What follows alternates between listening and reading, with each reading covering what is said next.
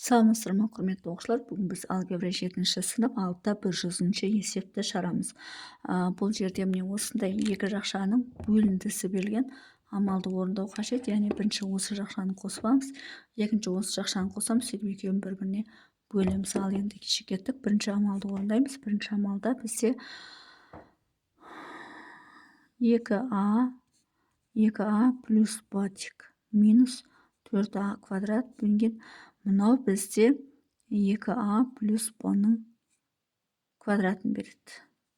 Ашатын болсақ, міне осыны береді. Демек, мынаны ортақ бөлімге аламыз. 2а плюс б-ның квадратын ортақ бөлімге алсақ, мұнда 2а плюс б-ның біреу түседі, мұнда 1 түседі.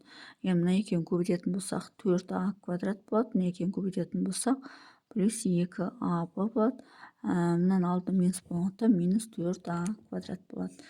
Сонда ұқсас мүшелерді қоссақ, 4а квадрат пен минус 4а квадрат жойылады да, бізде бөлшектің алымында 2а болады, бөлшектің бөлімінде 2а плюс б-ның квадраты болады. Енді мына екі бөлшекті бір-біріне қосамыз. Екінші амал 2а бөлінген.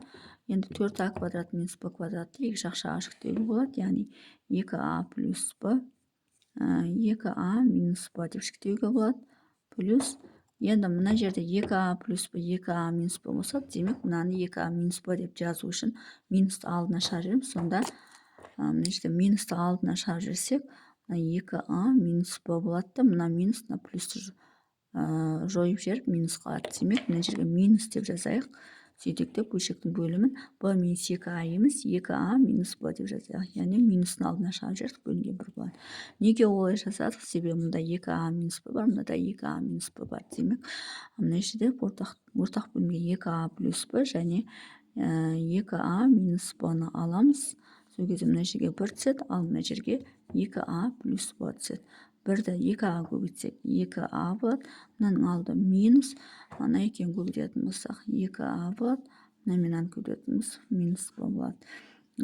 Ұқсас мүшелерді қоссақ, мына екеуі жойылады, минус b бөлінген 2а плюс b 2а минус b болады. Енді мына екеуін бір-біріне бөлеміз. Ол үшін мынаны алдында қалдырамыз. 2а b бөлінген 2а плюс b-ның квадраты. Енді бөлуді бірден көбейтуге айналдырақ. Көбейтуге айналдырғанда мына жақшадан бізде мынау шықты ғой. Демек, минус болады. Мына бөлшектің бөлімі алымы бөліміне кетеді. Б бөліміне кетеді, мына алымына кетеді. Сонда бізде бірден көбейтуге осылай айналады. Енді осы жерден қысқартатынды қысқартайық. Б мен Б қысқарады, мынаның квадратымен мынау қысқарады. Сонда тең алымында 2а және 2а минус b болады. Бөлімінде 2а плюс b болады. Сонда бірінші есептің жауабы міне осылай болады екен. 2а минус b бөлінген 2а плюс b. Енді екіншісін шығарамыз. Екіншісін мұнда жазсам симай қалуы мүмкін, е? Мұнда жазайын қайтадан. Так. Мынаған жазайын. Екіншісі.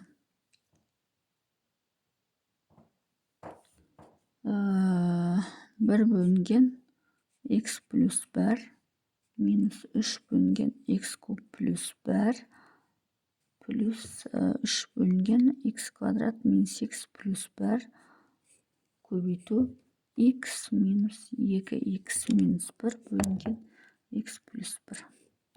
Енді бірінші мына жақшаны қосамыз. Мұны қосу үшін мынаның өзі x плюс 1 x квадрат минус x плюс 1-ді береді. Демек, мынау да бар оның ішінде, мынау да бар оның ішінде, ортақ бөлімге осыны аламыз. Демек, бірінші амал бөлшектің бөліміне x плюс 1 x квадрат минус x плюс 1 деп жазайық. Мынаған бөлетін болсақ, x квадрат минус x плюс 1 түседі. Мынаған бөлетін болсақ 1 түседі. Мынаған бөлетін болсақ x плюс 1 түседі. Демек, мынаның өзін көбейтетін болсақ, x квадрат минус x плюс 1 болады. Мына минус 3 болады.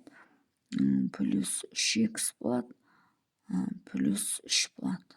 Тең осы жерден мына минус 3 пен плюс 3 жойылады. X квадрат қалады. Плюс 3x пен минус x алынып плюс 2x болады. И плюс 1 болады. Бөлу x плюс 1. X квадрат минус x плюс 1. Тең. Енді осы жерден x квадрат плюс 2x плюс 1-ді x плюс 1-дің квадрат деп жазсақ, x плюс 1, x квадрат минус x плюс 1 болады. Енді осы жерде мына квадрат мен мынау қысқарады. Бөлшектің алдында x плюс 1, бөлшектің önінде x квадрат минус x плюс 1 қалады.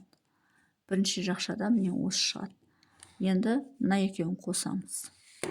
Екінші x минус 2x минус 1 бөлінген x плюс 1-ді қосатын болсақ, ортақ бөлімге x плюс 1-дің өзін береміз. Мұнда x плюс 1 түседі, мұнда 1 түседі. Мына екеуін көбейтетін болсақ, x квадрат плюс x болады. Мынаның алдында минус болғандықтан минус 2x болады. Мына минус пен минус плюс 1 болады.